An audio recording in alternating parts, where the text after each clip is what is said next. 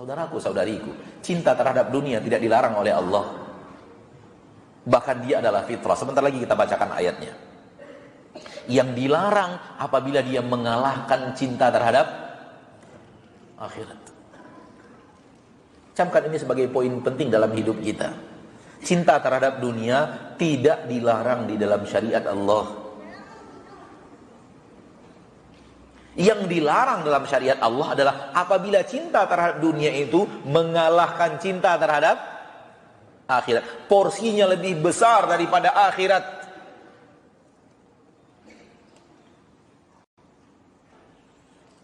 Di dalam agama Allah, Allah tidak pernah menyuruh kita membenci dunia dalam arti kata tinggalkan dunia, campakkan dunia dan semacamnya. Tidak pernah ada.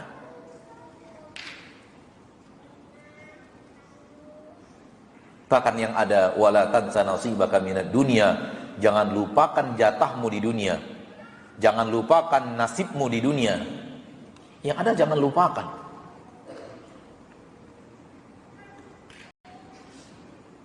Umar suatu saat melihat seseorang beribadah di masjid di pagi hari dari sholat subuh. Zuhur datang, dia masih di situ. Asar Umar datang, dia masih di situ. Dipukul oleh Umar. Ya hadza, qum wabtaghi min fadlillah. Wahai orang fulan, bangkit engkau, keluar dari masjid, cari anugerah Allah. Fa inna sama alam tumtir dhahaba. Karena langit tidak pernah menurunkan hujan emas.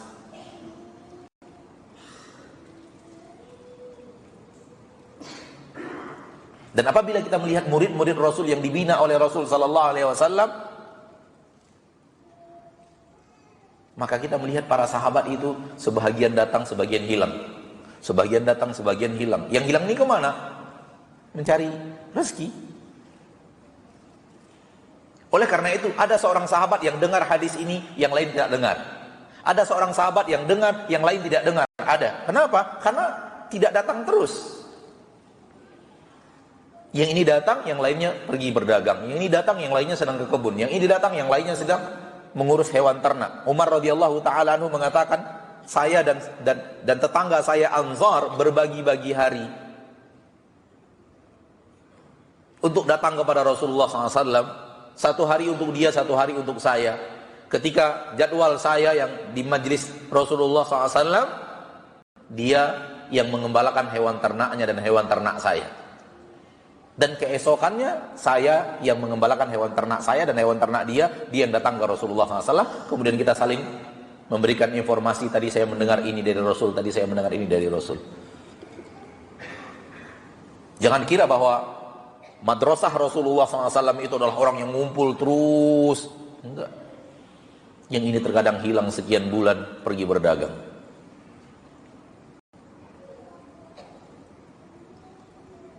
Rasulullah hidup di tengah masyarakat yang real, yang nyata. Dan disitulah kelebihan kaum fakir yang rajin menimba ilmu. Seperti Abu Hurairah. Abu Hurairah orang fakir yang rajin menimba ilmu, punya waktu yang sangat banyak untuk bersama Rasul. Kenapa? Perdagangan gak ada, kebun gak ada, anak dan istri gak ada, gak ada rumah yang mau diurus. Sehingga kemana-mana Rasul pergi, Abu Hurairah ikut, terus dengarkan hafal, di murojaah. Akhirnya menjadi sahabat Rasul yang paling banyak hafal hadis. Tidak hanya dari Rasul, dia dengarkan hadis dari sahabat-sahabat yang lainnya. Perkataan-perkataan Rasul sebelum beliau masuk agama Islam dihafalkan juga.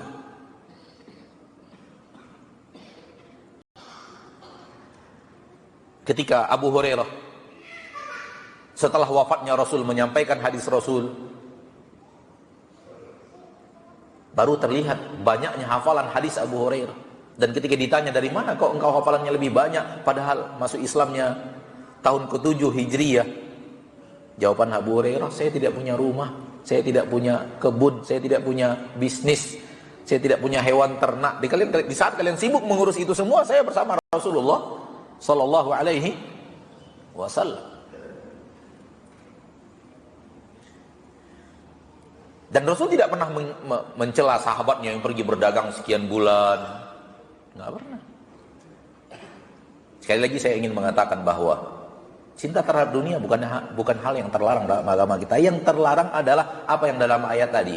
Bal tu'thirunal hayatad dunia. Kalian lebih memprioritaskan kehidupan dunia dibanding akhirat. Celaannya itu letaknya di situ. Tahu kita ini akan merusak akhirat kita kalau kita terima. Masih juga diterima. Tahu kita ini akan merusak akhirat kita kalau kita berikan. Masih aja diberikan.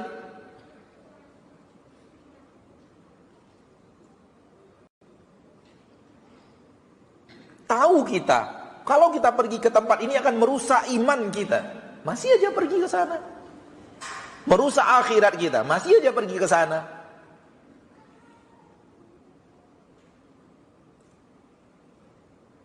Dan kemudian mulai cari-cari alasan, kan begini, kan begitu, kan begini, kan begitu.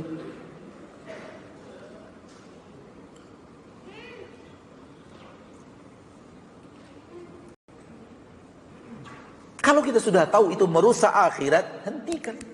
Supaya kita tidak tergolong orang-orang yang tertipu, hidup di permukaan bumi, sehingga ketika sampai di akhirat, baru bukti seluruh kebenaran, terkuak seluruh kebenaran. Bal tu'thirunal hayatad dunya, yang sebenarnya wal akhiratu khairun wa abqa. Akhiratlah yang lebih baik. Akhiratlah yang lebih baik. Akhiratlah yang lebih kekal, khairu wa abqa. Allah ingin mengatakan di dalam ayat ini, jangan prioritaskan dunia dibanding akhirat. Justru harusnya terbalik, prioritaskan akhirat dibanding dunia. Prioritaskan akhirat dibanding dunia.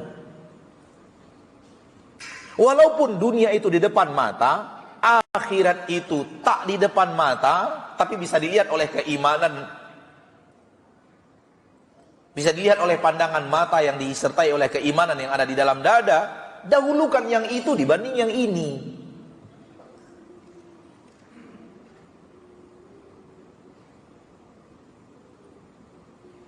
Oleh karena itu Rasulullah SAW mengatakan sedekah itu adalah bukti keimanan.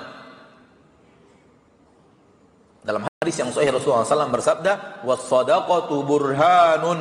Sedekah itu adalah burhan, bukti. Para ulama mensyarah hadis ini dengan mengatakan bukti keimanan. Ketika seseorang rajin bersedekah, menginfakkan hartanya di jalan Allah Tabaraka wa Ta'ala, mengorbankan apa yang dia cintai daripada dunia untuk akhirat, itu bukti iman yang ada di dalam dadanya.